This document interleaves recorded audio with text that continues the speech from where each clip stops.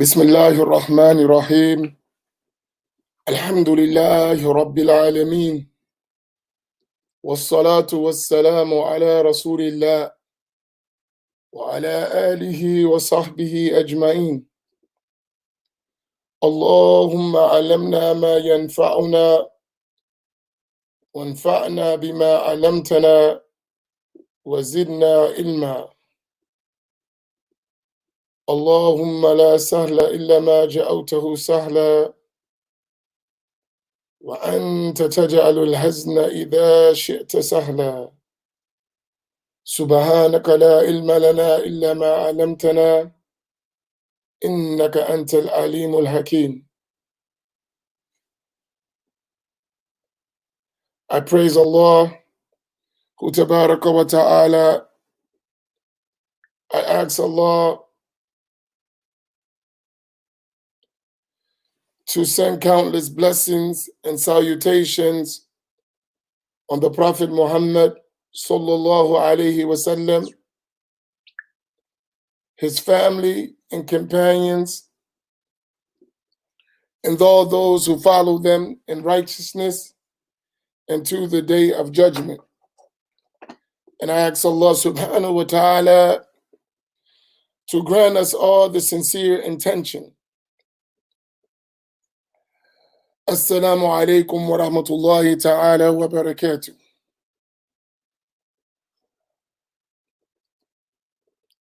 I pray that Allah subhanahu wa ta'ala finds you all in a state of well-being, in a state of strong faith and connection to Allah tabaraka wa ta'ala, inwardly and outwardly. And I pray that Allah tabaraka wa ta'ala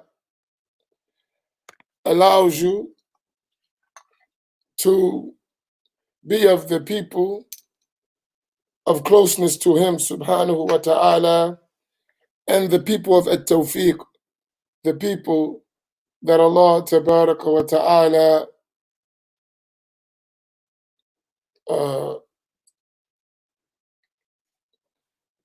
may created in you the ability to obey Him.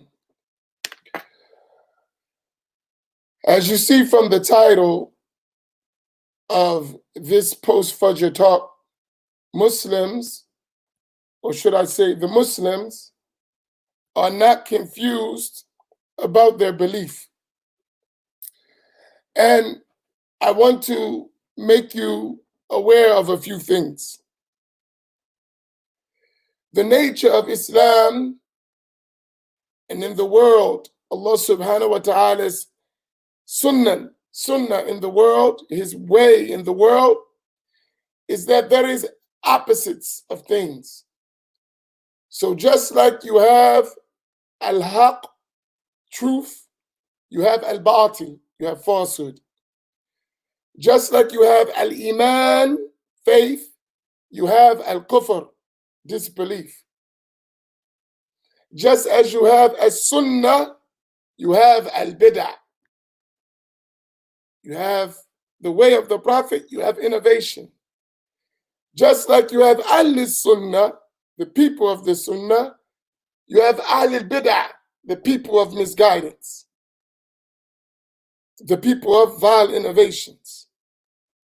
And the worst of kufr or al-bid'ah is in the area of al-aqidah. And the worst of the kufr and aqidah in the area of and al-bid'ah in the area of al-aqidah is related to Allah subhanahu wa ta'ala. And may Allah reward Sayyidi Abdul Rahman in his excellent class this morning, that I pray that all of you take advantage of it, as he spent this morning clarifying the correct belief in Allah and explaining Surah Al-Ikhlas. May Allah reward him. And he mentioned some important points. And at the end of his talk, he mentioned that some people, they are misunderstanding Islam to the extent that they have the belief, the aqidah of al-Yahud wal-Nasara, of the Jews and the Christians. And today, I want to share something with you to understand the importance of what we talk about. Why the people of Ahl Sunnati wal Jama'ah explain over and over the importance of al-aqidatu sahiha, the correct Islamic belief.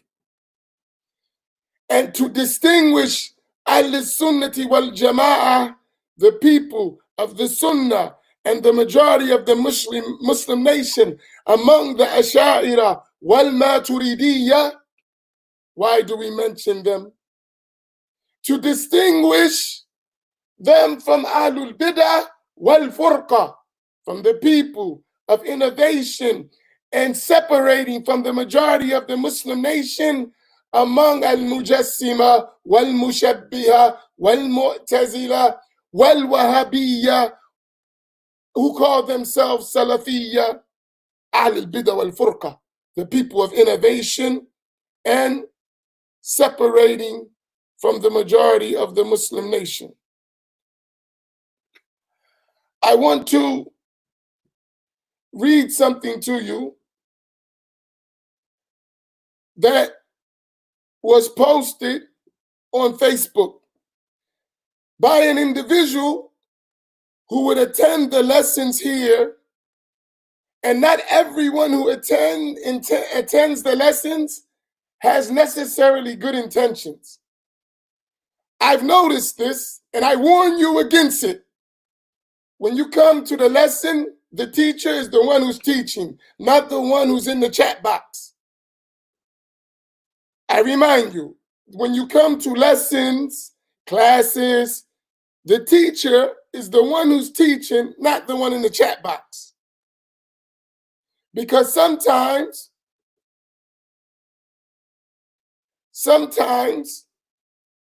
the one in the chat box is in the chat box to distract you from the lesson, and sometimes to bring you out of the lesson to follow their vile beliefs. So in other words, they're in the chat box, they're quoting, they're making like they're agreeing, they put their stuff in, and then some people will go outside the class, contact them, and those people try to pervert their belief. This happens more than one occasion. So I'm going to do two things. I reminded, and I think I need to go a little bit further in this. I said to those people in the chat box, if you start to put deviant ideas in the chat box, you'll be warned first, then you'll be reminded, then you'll be blocked. I'm going to get a little stricter. You got one time to put those bad beliefs in that box, you're going to be blocked immediately. There is no discussion. If you put kufr in that box, I'm blocking you automatically. So ask a question, but once you make a statement, I'm blocking you from the door. And I'm going to tell you why I'm going so strict. And I mentioned this case. I don't mind dialoguing with someone. I don't mind conversating. But if you're trying to spread your blasphemous beliefs on a platform where Ahl Sunnah is being taught, I'm not going to have that. So let me share with you with an individual, and I would like to name him, but there's no need because I really want you to get the point. I would love to name him personally, but I don't need to. He's blocked. He doesn't come, so it doesn't matter. But let me share what he put. And it's a little lengthy, so I'm asking you to be patient because I'm going to read through it. It's not that long, but it's very important because it shows you why the danger, number one, of being ignorant of the religion. That's one point. Number two, the danger of listening to Wahhabis, because this person, He's always on so-called Salafi channels, reading Salafi glossy books and Wahhabi stuff, and he's become totally confused about his religion. And let me give the story for you that he wrote, and I'm going to read it, and I just ask you to be patient because it's very long. Not very long. I can read it in maybe about 7-8 minutes. But he wrote, he said, may Allah guide him and protect him. History is written by the victors, and Islamic history is no different. And I'm going to commentate on this so we're clear where he's at, because he has several Wahhabi posts throughout his page. And I was actually wondering where he went. But when I went to his page, I saw that this guy is a Wahhabi, and he was in here trying to get people to come to Wahhabism. But so he said, history is written oftentimes by the winners. This saying and its variants in many languages and times is often true. And in many respects, religion is no different. In Islam, there has been an ongoing debate and declaring of unbelief, kufr, concerning Allah, his attributes, and whether he is a totally other, i.e., unlike any likeness. So here, and I want to warn you of this, some people, they try to diminish, and I mentioned it yesterday, the issue of Aqidah by saying we're just debating, we're just arguing. This is a trick. Clarifying the truth is an obligation, and it cannot be dismissed by debating and refuting people of misguidance. All of our great scholars, whenever they faced deviation in the creed, like Imam Abu Ja'far al-Tahawi, like Imam al-Ash'ari, like Imam al-Maturidi, like Imam Abu Hanifa, like Imam Malik, like Imam Ahmed, like Imam al-Shafi'i, and many of the other great scholars, all of them refuted the people of misguidance in their time. So let's not get confused when it comes to saying that you may debate or you may refute. This is a part of the religion. Allah subhanahu wa ta'ala ordered us with enjoining the right and forbidding the wrong. And in the classical Islamic studies, they have a section of the science of research and debating. Al-Bahth wal-Munadhara. Then you have researching issues and refuting false claims. Then he continued, he said, but according to the winners, the true advocates of orthodoxy have preserved their teachings from teacher to student unto the present day. And these are indications to the Ash'ariyah and Maturidiyya. That's who he's indicating. He's going to mention it. So he called us the winners, and we are advocates of true orthodoxy. He said they have dressed their chain of teacher to student, etc., up in fine linen of theological sophistry. Isnad, chain of narrators, criticism, while a violent silence in Islamic science and Islamic history, yet the enemies of Islam, those who attribute to lies to the Prophet ﷺ, also utilize chains of narration to claim oppressors to their theology did not have authentic chains going back to the Prophet, and therefore their text was rejected as a non-orthodox, and so from their perspective rejected as deviant sectarianism. Slogans were held at their theological opponents by labels such as Mujassima, those who liken Allah to having human attributes or a body specifically.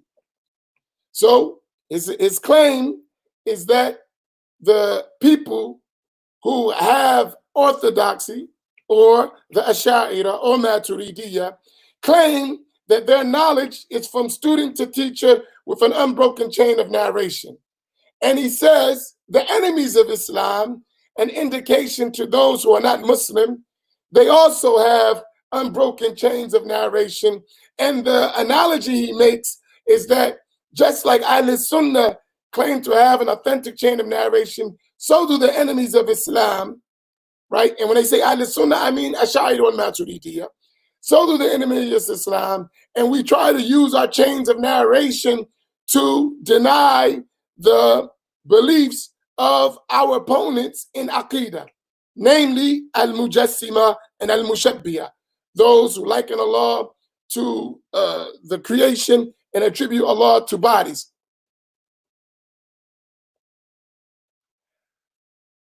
And he's defending the position of the modern day Wahhabi Salafi movement, who were the Mujassima and the Mushabbihah in the early days. This is what he's ultimately trying to defend.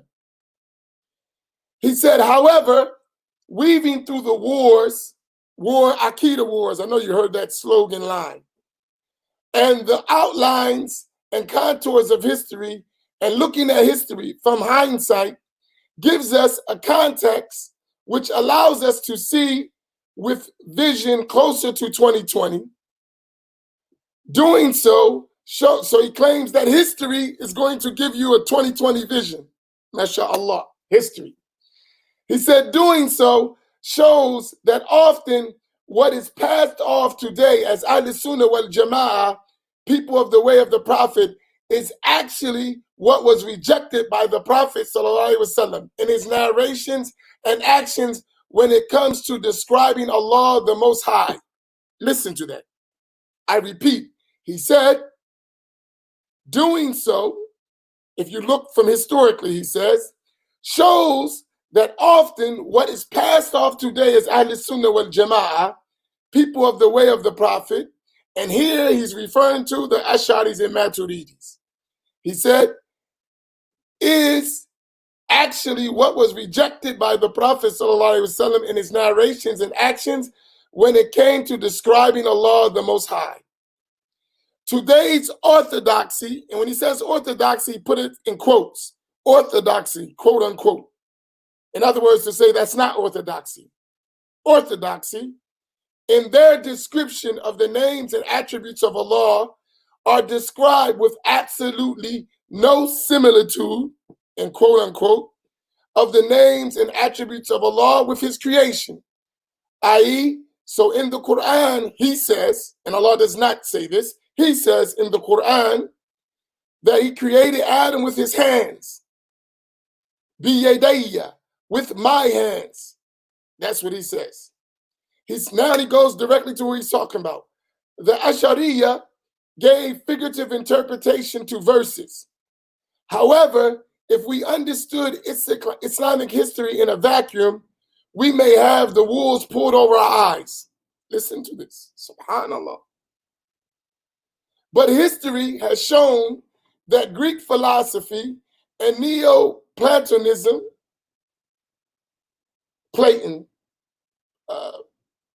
Platonism, i.e. the God of the philosophers, watered its seeds down into traditional Semitic religion.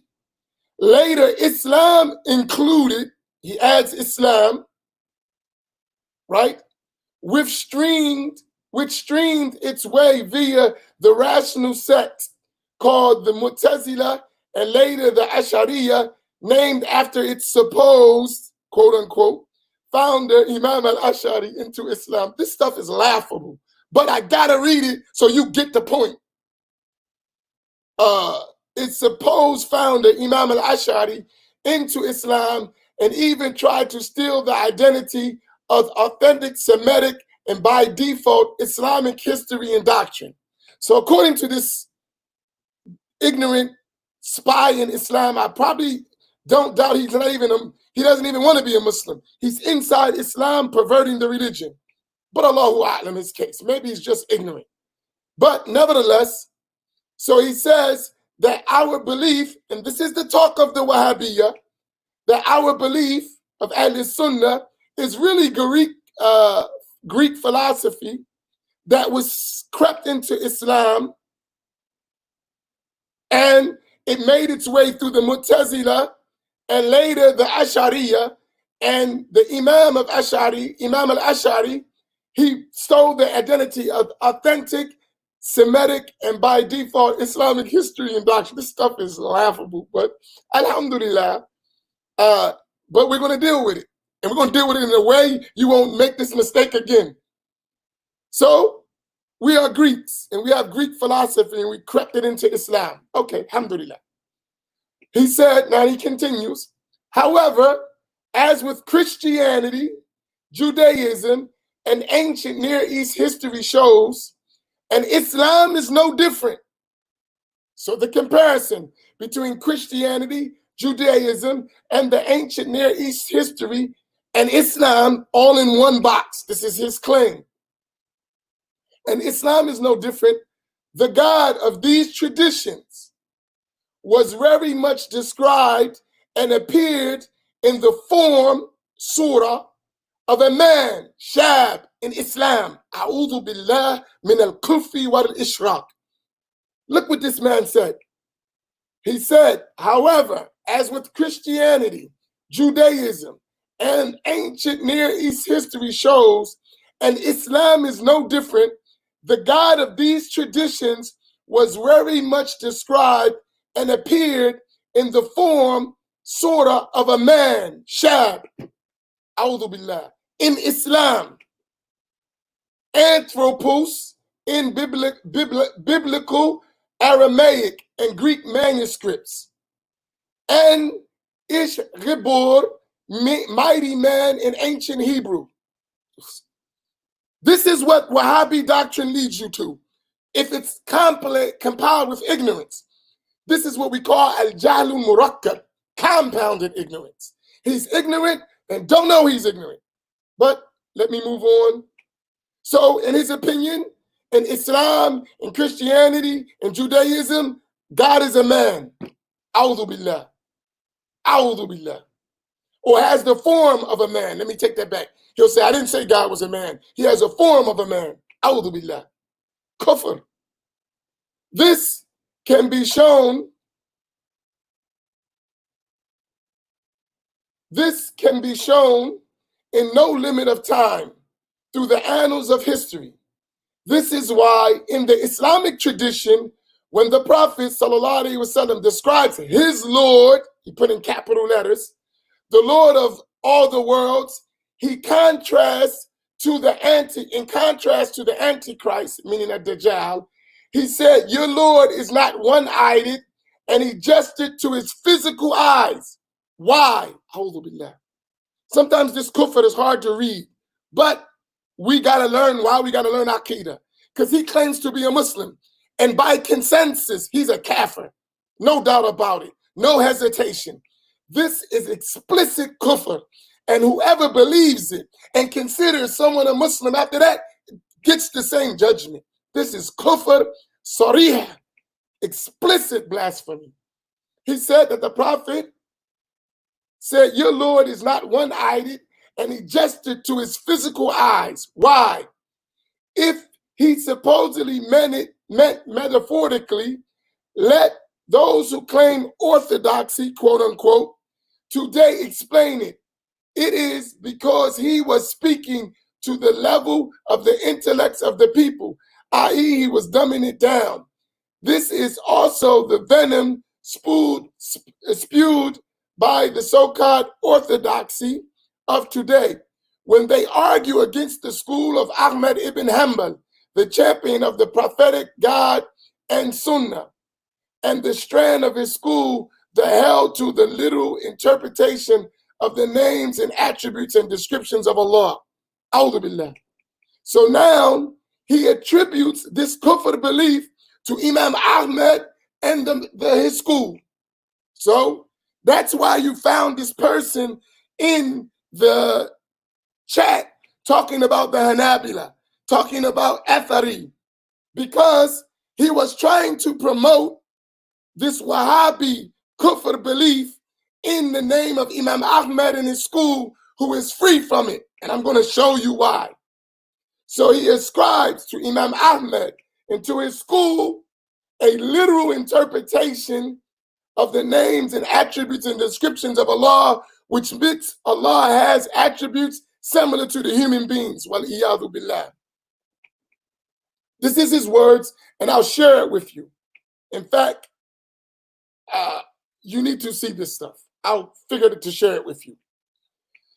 Then he goes, but again, knowing history, not in a vacuum, but from an aerial 2020 view in context without pretext, we can see the thread and strands and how they developed and diverged. We can see the false claims by Ashariya of the claim no teacher to student down, but that the Hanbali school did have chains from teacher to student, etc. Back to the Prophet ﷺ, as good as any other and is historically validated.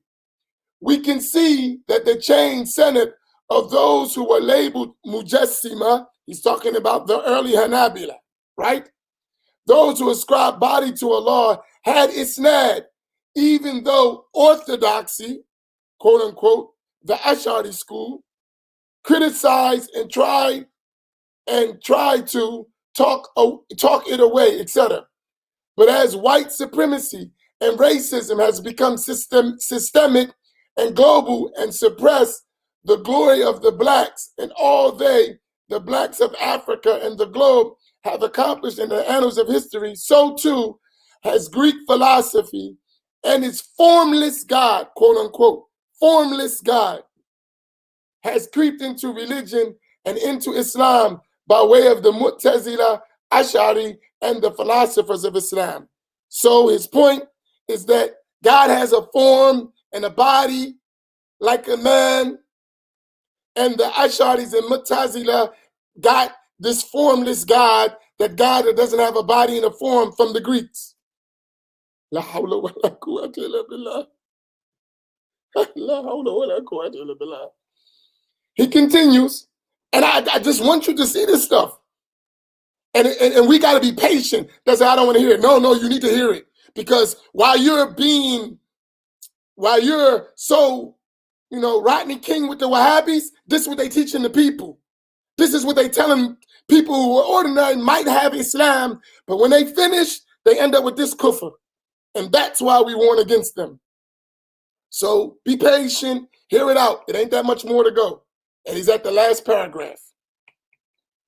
There is so much to be said on this. Books upon books can, have, and continue to be written on this subject and its background. The Wahhabis are writing. Yes, they are. They're publishing. They're printing this stuff. He's right.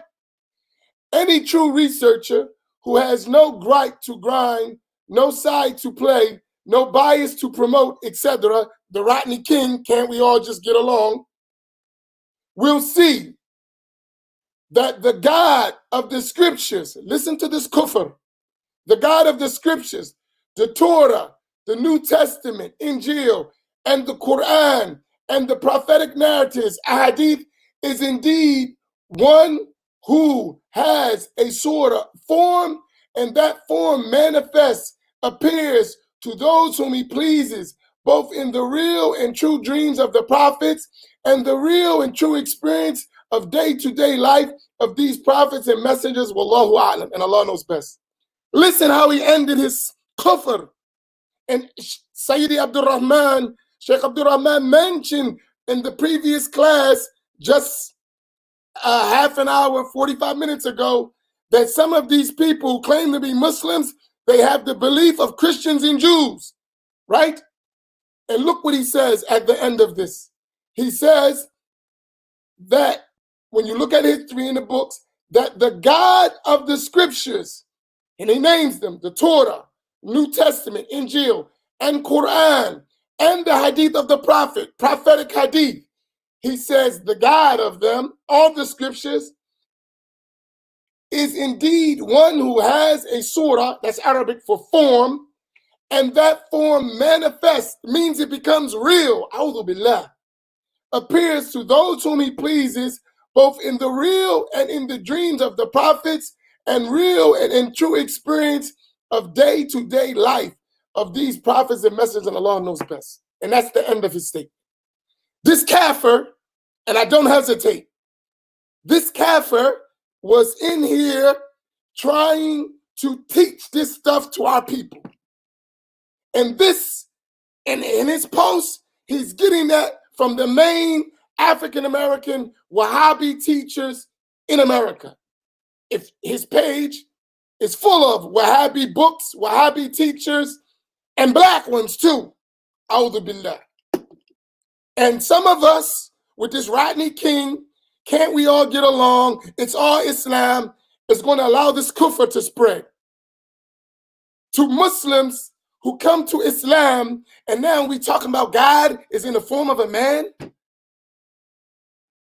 This is the belief of Christians and Jews that has been rejected by Islamic history since the time of the Salaf and to the Prophet sallallahu alaihi wasallam. But now you understand why it is important to teach Aqidah. Because this kafir claims to be a Muslim, and he says he's on the way of the Salaf. A'udhu billah. I don't hesitate. I don't hesitate. This kafir who says he's a Muslim, he is on the way of the Salaf, considers Allah to have a form and to be like a man. And in that form becomes real. A'udhu billah. This is crazy. But that's what he's reading in those books. And I tell you, even the Wahhabiyya, who would be shy to say this stuff, some of them. But that's what happens with their teaching leads to this idea. When you tell an ignorant, unlearned person who comes from a background of kufr that Allah has a form, that Allah has limbs, that Allah moves, that Allah is a body, all of this leads to these kufr beliefs, which are contradicting Islam. So, I need to warn you, those sometimes are in the chat are people like him. Are people like him. And more than one of them, they're in the chat. And some of us like to engage them and think that these people are kuffar. No doubt.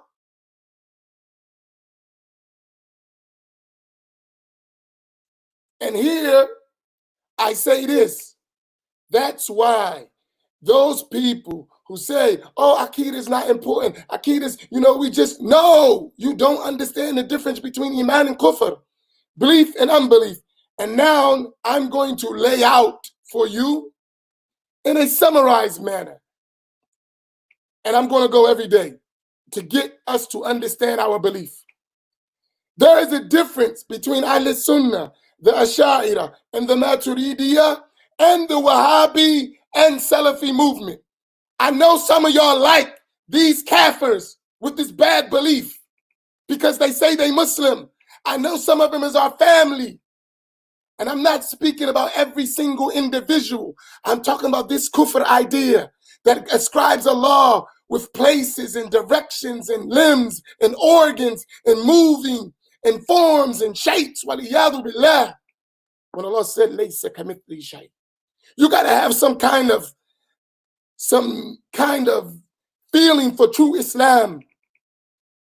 In Islam, we came a long way, especially black people, from Islam, slavery, and they're giving us a white God with a form, with a body, putting them in heaven, worshiping on throne, resting, all this kufr, and then we come to Islam and they trying to give us kufr again. A'udhu billah. We cannot accept. And I'm definitely, my blood boils when I see this stuff. You know why? Because many of us are so attached to these Wahhabi people and the ugliness that they spread that we won't stand up for the truth.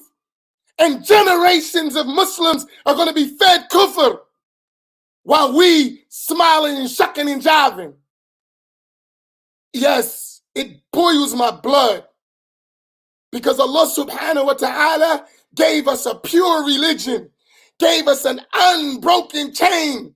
And here we have these people that the Muslim world, by agreement, has rejected their claims, spreading this stuff in our communities. And it's become standard Wahhabi default Wahhabi, standard in our communities. And the people of Ahl Sunnah are shucking and jiving in the midst of this ugly belief. We cannot do that. We cannot. I'm going to give you a straight line distinction. Allah subhanahu wa ta'ala, Ahl Sunnati wal Jama'ah, says that Allah subhanahu wa ta'ala mawjudun bila makan, that Allah exists without a place. The Wahhabiyya, the Mushabbiha, the Mujassima, they say Allah resides in heaven, stay above his throne. This is distinct difference. It is not the same. I'm sorry, my blood boils when I think about this stuff because we don't understand Islam. You cannot be without a place and in a location at the same time. One is right, one is wrong. One is right, one is wrong. Ya ayyuhan nas, O people, make a distinction between Islam and kufr. You cannot say that Allah exists without a place and that he's in a location at the same time. It doesn't equate. It's wrong. Allah is not in a location. Allah is not in heaven. Allah is not above the heaven. Allah is not on a throne. That is the belief of the Christians and Jews, not Muslims. Excuse me, I'm trying to tone it down. But this is serious. If there's a fire and people are burning, you're going to say, get out. You don't say, oh, the house is on fire. Yo, please take your time and get out the fire. No, it's a fire. Get out of there. And you take it with urgency. Well, there's a fire bigger for the one who believes that Allah is a body and resides in heaven. And it's called the fire of hell. That's Islam. So that's one aspect. And I'm going to give you all this with Quran and Sunnah and statements of scholars. We're going to go in. That's one. That's one of the biggest issues you need to understand. The Wahhabis, that's what they say. Allah is in a location. And whoever doesn't believe Allah is in a location is misguided, an innovator, and a kafir. I'm going to show you in their books. And Ahl Sunnah say Allah exists without a place. Allah is eternal. He's not in need of a place. He existed before the place was created, and he is now as he has always been without a place. There ain't no separating that. There's no meshing that. That's not insignificant. That's not unimportant. That's the belief of Islam. And there's no compromising in that. We can't compromise. And even if those of the Sunnis, and I'm talking to Ahl Sunnah, I'm talking about you brothers and sisters who've learned Islam traditionally over in classic scholars and come back to America and become cowards. Because you got to worry about your money and your position, and therefore you don't speak the truth. And you know it, you believe it yourself, but you hide the truth from the people. This is bad. You know difference, even if you don't want to consider it kufr, which some of them will say, I'm not going to say it's kufr. Don't say it's kufr. I don't agree with you, but nevertheless, you know it's an innovation. You will say that. You know it's a vile innovation in the creed. And it's not acceptable to believe that. Then you need to expose it. So if you are one of those, and I don't agree with you, this stuff is kufr. No doubt about it. And not because Amin and Muhammad said it. I'll show you with the great scholars of Azhar, the scholars of Hadramaut, the scholars of Africa, the scholars of Sham. They said this stuff is kufr. And I got the proofs. You know what they say, bring your proof? I got too much proof. This is not acceptable. Not at all. However, all of our books of Aqidah, and Nasafiyya, and Jawhara, Shar al-Tahawiyya, As-Sunusiyya, all of the major books of Islam, Aqidah, reject that belief. All of them reject it, no doubt about it. There's no agreement among Ahl Sunnah that this stuff is acceptable. That's from one side. Secondly, for us, honestly, start separating. So that's one. There is agreement among Ahl Sunnah that Allah is not a body. Allah is not a body, nor does he have the characteristics of bodies. He's not a human, and he's not having the characteristics or the attribute or any similitude to the humans.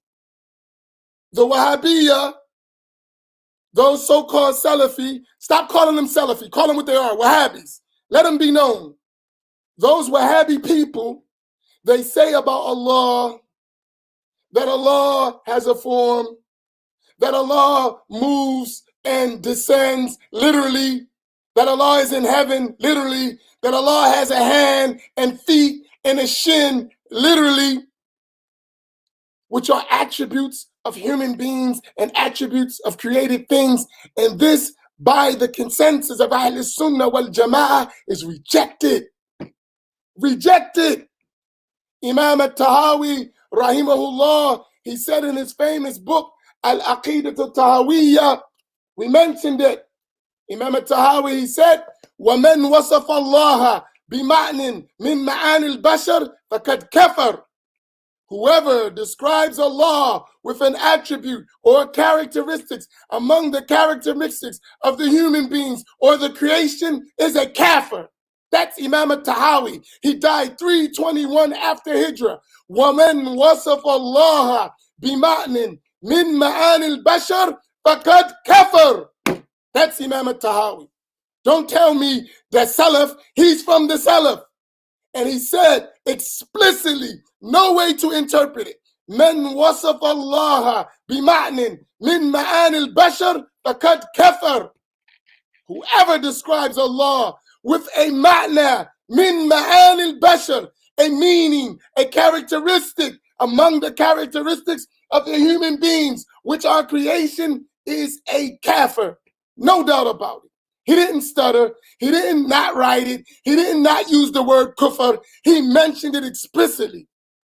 And he's from the Salaf with a golden chain back to the Salaf. Imam al-Tahawi, who was the student of the main scholar who related from a Shafi al-Muzani, and al-Muzani related from a Shafi, and Shafi related from Malik, and Malik related from Nafi, and Nafi related from Abdullah ibn Umar, and Abdullah ibn Umar related from the Prophet, and the Prophet sallallahu alaihi wasallam related from Jibril, and Jibril related from Allah subhanahu wa ta'ala. That's an unbroken chain. And they said, وَمَنْ وَصَفَ اللَّهِ, and he said, as he related from his teachers with an unbroken chain back to Allah subhanahu wa ta'ala, who said, لَيْسَ كَمِثْلِهِ شَيْءٍ وَهُوَ السَّمِيعُ الْبَصِيرُ. He said, وَمَنْ وَصَفَ اللَّهَ بِمَعْنٍ مِنْ مَعَانِ الْبَشَرِ فَقَدْ كَفَرَ. That's an unbroken chain. At-Tahawi from Al-Muzani, Muzani from Ash-Shafi, from Malik, from Nafi, from Abdullah ibn Umar, from Abdullah ibn Umar to Rasulullah sallallahu alayhi wasallam, from Rasulullah to Jibril, from Jibril alayhi salam to Allah tabaraka wa ta'ala. Talk to me. Bring me your kafir chain. Bring it. Bring me your connected chain that holds belief that Allah is a body, that Allah is a form, that Allah is in location. Bring it. Bring one that is not altered, that is not fabricated. This is our deen. This is our religion. This is our creed. This is the essence. This is what the Prophet sallallahu alaihi wasallam fought the Christians, fought the Jews, fought the idol worshippers. Why? Because Allah subhanahu wa ta'ala sent the Prophet to clear the people from kufr. This is our religion. This is our religion. This is our deen. We're not kuffar. We're not idol worshippers. We don't worship forms. We don't worship anything that resembles the creation. We are Muslims. But some of you, seriously, I'm not extreme. I'm a Muslim. That's why Imam Ahmed ibn Hanbal stayed in jail and took beatings. The scholars said that Imam Ahmed was whipped in such a way, if an elephant was hit like that, an elephant would collapse. And he refused to say the blasphemous creeds of Al-Mu'tazila. He refused. He took the pain and the suffering to stand for the truth. That's the scholars of Ahl Sunnah. And we get to the point where we just a mess.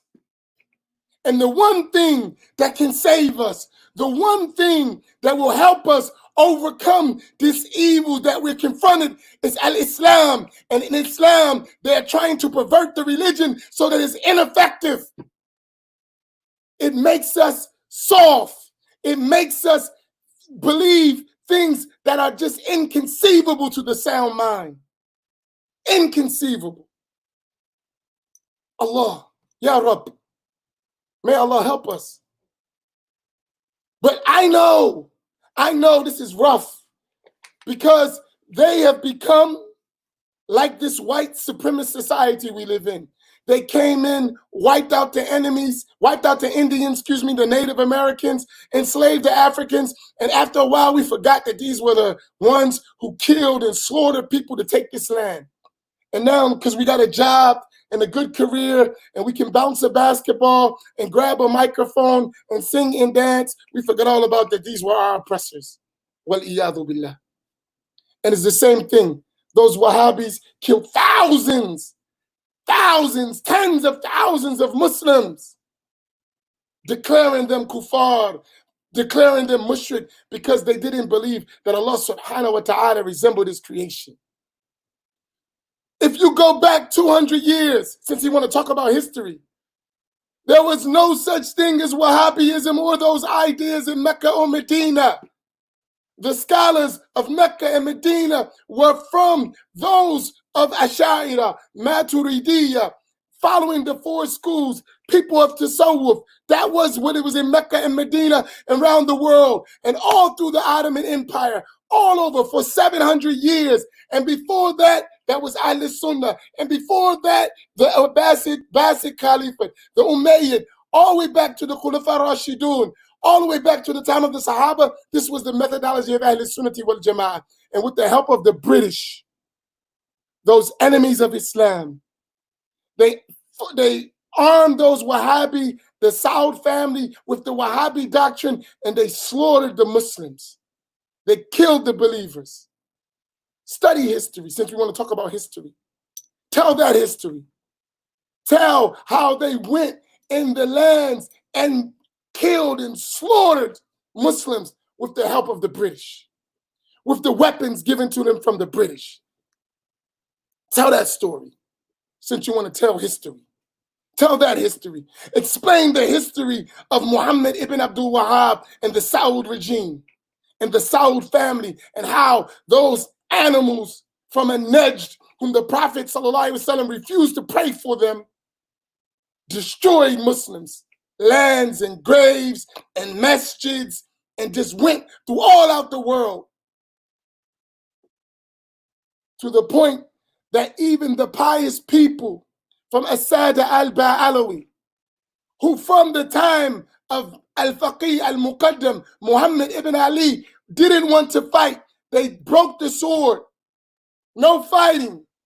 To the time of Muhammad ibn Abdul Wahhab, those great scholars among Asada, they said if Al-Faqih al-Muqaddam was alive and saw what they're doing, he would pick up his sword and mend it. Allah. These are people who were not into fighting. He said, those great scholars of Asada in the time of Muhammad ibn Abdul Wahhab, they said, if Al-Faqih al-Muqaddam was alive today, he would pick up his sword and mend it and fight them. How bad was that? For people who, for generations, from the 8th century, 7th century Hijrah, all the way up to the 12th century Hijrah, you're talking about 500 years. They refused to have weapons and fight. So it was so bad when the Wahhabi came to Hadramaut with their ideas that the scholars of their time gave khutbahs that we must defend our lands from them. Tell me that that's not ugly. That's how bad it got.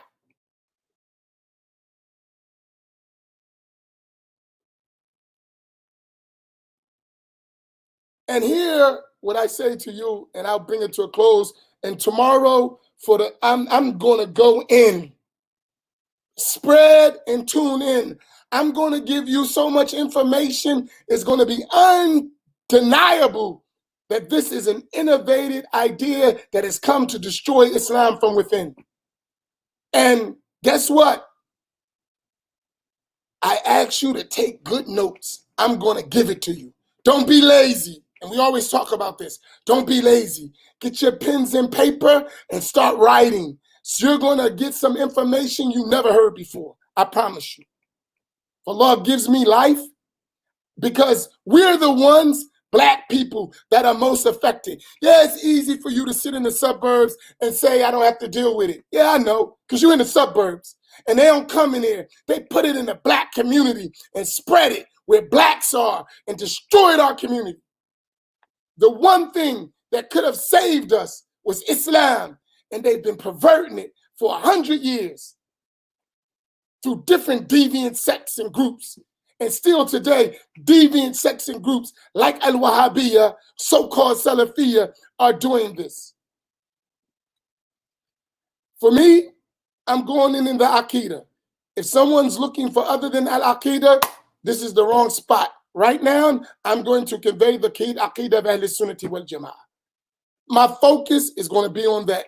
And if it's a few people who get it, Alhamdulillah, I'm going to give it to them. But I'm going to train you in a way where you'll be able to convey this religion. You'll be able to understand the Aqidah of Ahl Sunnati wal Jama'ah correctly. And the others, if you want to go learn spirituality and tasawwuf, I recommend you to go to Darul Rahmah. I'll give you 2 places you can go learn that, and they will help you.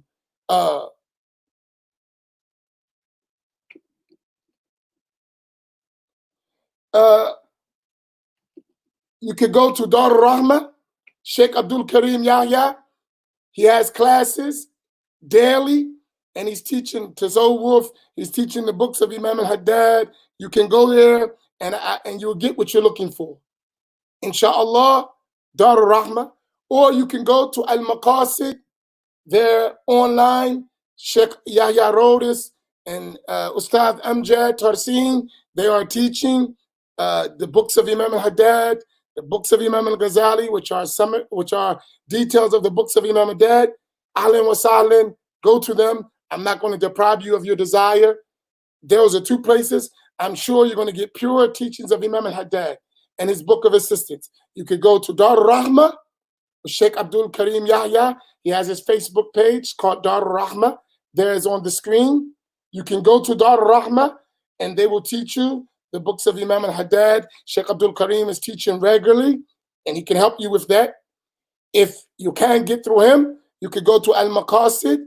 They have a Facebook page, Al-Maqasid with Sheikh Yahya Rodis, and they will have teaching the books of Imam al-Haddad. And I'm not saying I'm never going to do that, but right now, probably for the next month, that's all I'm teaching is Aqidah. I'm not doing nothing else.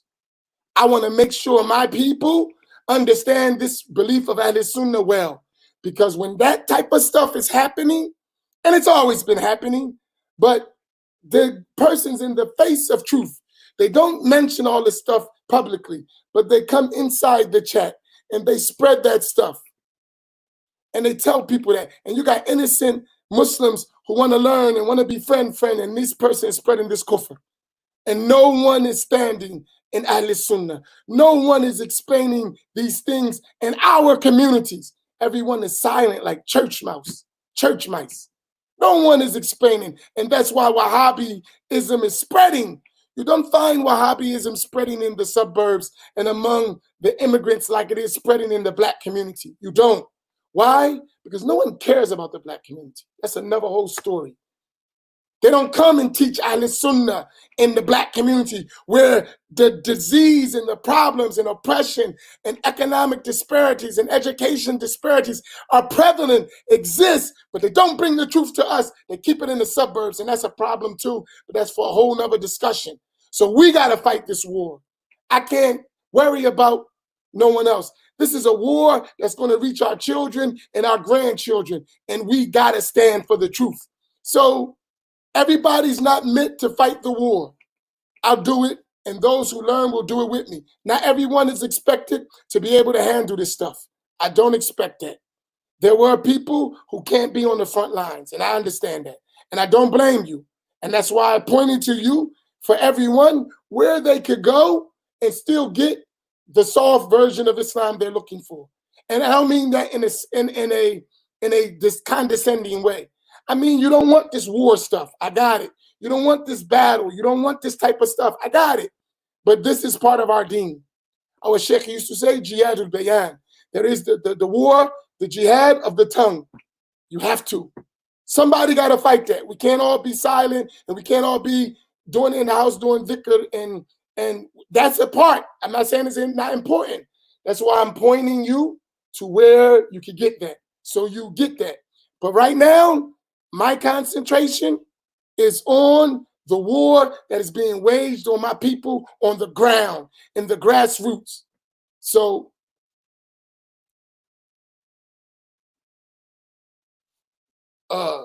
now we're not going to be remaining silent. So please, I pointed to you. Please put it up again. Dar Rahma. That's where you can find Sheikh Abdul Karim Yahya, who studied many years in Tareem. He has an unbroken chain to the books of Imam al-Haddad. He can help you. MashaAllah. He's a great teacher. Put Maqasid up. Do you have from Maqasid? Al-Maqasid, that is Sheikh Abdul Karim is in Yahya. Al-Maqasid is headed by Sheikh Yahya Rodis. He is teaching the books of Imam al-Haddad, the books of Imam al-Ghazali, and I'm not the only one doing that. So there's someone taking care of that, but ain't nobody taking care of this issue of Aqidah. And maybe everybody don't have the tools to do it. So I got to do it. And I got to help the people of Ahl Sunnah, especially black folks, who this Wahhabism and these bad ideas are being shoved down our throat, put in our neighborhoods, put in our Masjid, and no one is helping us. We're left to it. And our children are left to it, all in the prisons. It is our children in the prison. It is mostly black youth that are going into prisons and being overcame with Wahhabi doctrine and come out here and teach that stuff to our children. Nah, somebody got to help. Somebody got to go on the front lines. Somebody got to teach. You know, somebody got to do it. Everybody can't be silent. We can't do that. Our souls are at stake. Somebody got to go to the battlefield. And we hope that Allah make it easy, but somebody got to speak the truth. May Allah help us. Now you understand I gave you a background, and that's light, but that was right here in the room. And people's wondering, oh, is he trying to learn? Oh, is he trying to? No. He wasn't trying to learn. He was trying to spread Wahhabism. And my wife told me that. Said, this guy is trying to spread that stuff. He's not trying to learn. And you know us with the good heart. Oh, yes, he is. Man, I went on that guy's page full of Wahhabi stuff. Full of it. But I see some of us, what happens is, outside, we make friends with people, and then I see more than one. And then outside, someone outside the lesson is spreading Wahhabi belief because they came through here and outside, more than one. And if you be honest, how many of you have outside the class talked to these guys who are spreading Wahhabi belief outside the class? And tell me if I'm lying. You know I'm not. Some of you know it. You know, they're outside. So I understand. They're not shy. I remember our teacher said, are you not shy, the people of truth, for being lazy and spreading the truth? And the people of misguidance got so much energy spreading misguidance. I know it's a sad plight. And some of these brothers in here, they remember me over 20 years ago fighting this battle in the prisons. And here we are 20 years later in society, still defending the creed of Ahl Sunnah. You know why? Because there's not enough of us. It's not enough of us who learn the knowledge well and can defend it. Most of us, when we come in front of those Wahhabi people, we are intimidated because the Saudis trained them, taught them a little Arabic, gave them a false degree, and put a battery pack in their back and said, go spread this to your people. A'udhu billah. And too many of us don't know our religion well enough, so we just say, I know what I believe, while someone else is spreading kufr all around your neighborhood. I know what I believe. Yeah, they know what you believe too. That's why they're refuting it every day. That's why they're publishing all those books. That's why they're coming to your community and giving talks, and because they know what you believe too. And you ain't learned it enough to stand up against them. And that's what it really is. It ain't that you believe them. You just haven't learned well enough to stand up against them. So I got that. I'm going to remove that from you because you're going to know. If you stay here, you're going to learn how to deal with this issue, how to explain the truth of Ahl Sunnah wal Jama'ah. You're going to know the books. You're going to know the scholars. And I'm not going to play Arabic games with you because that's the other thing. They impress you with Arabic. They don't even know Arabic well, but they impress you with that. And then they say, since you don't know Arabic, then you don't, now, okay, I'm going to teach you in a way where you'll be confident enough, even if you don't know Arabic. You're going to be confident enough, you'll know Islam though. You're going to know Islam. You're going to know the correct belief of Ahl Sunnah wal Jama'ah. And I ask my fellow Sunni, Asha'ira, Maturidiyya, among other Muslims, please stand up. Please stop being silent.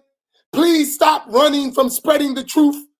My people are being decimated with this false doctrine. My people, African Americans, we're getting decimated by this Wahhabi doctrine, by these Mujassima and Mushabbiya of our time. Really, I ask you, get out the suburbs. Come in to the inner cities and share your knowledge that you learned at the feet of scholars of Ahl Sunnah.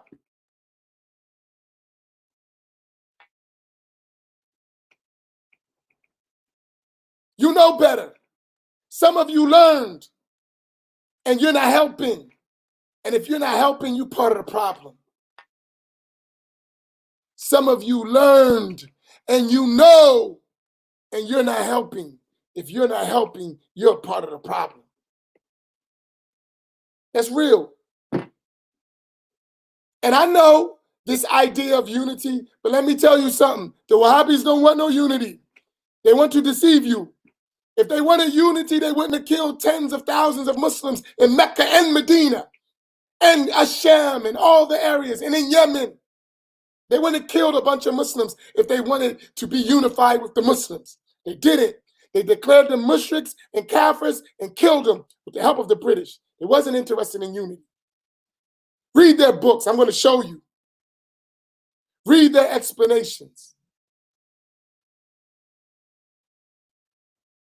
We get all the way. We come out of More Science Temple, Nation of Islam. We come Ansars. We move and we move and we move. And here we are. We still confused about Islam. La hawla wa la quwwata illa billah. While everyone else is sending their kids overseas, building institutions that don't include black folk. and talking about that's the tradition. That ain't the tradition. The tradition is to go teach the poor, go teach the deprived, the underserved, go spread the deen to them and help them and raise them up with Islam and with the correct belief in Allah. You already don't want us to have dunya. You want to take our akhirah away too? They don't share the dunya. They make rules and laws so that we're deprived in the dunya, and then they're going to teach us innovative and blasphemous beliefs, so we lose in the akhirah too. Black people, stand up and have some pride for ourselves. And some of us have been deceived. They just don't know. Well, we're going to teach you, inshallah. Barakallahu fikum wa jazakumullahu khaira. This is my spirit. I've learned too much to remain silent. I know better. I cannot remain silent. I'm not uneducated. I sat with teachers. I've learned. I know the creed of Ahl Sunnati wal Jama'ah. I have the books. I'm in contact with the ulama of Ahl Sunnah. There's no way I can remain silent. Not in the face of this stuff. I would be a devil to remain silent. I would be a devil. I can't do it. I'd rather die. I'd rather die standing than on my knees. I won't do it. I'd rather die standing up than die on my knees. No way. Absolutely not. Barakallahu fikum wa jazakumullahu khaira wa sallallahu ala Sayyidina Muhammad wa ala alihi wa sahbihi wa sallam. Tomorrow, bring your pencils and papers, pens, recorders, whatever you need, because we're going to be documenting heavily for the next month or so. Assalamu alaikum wa rahmatullahi.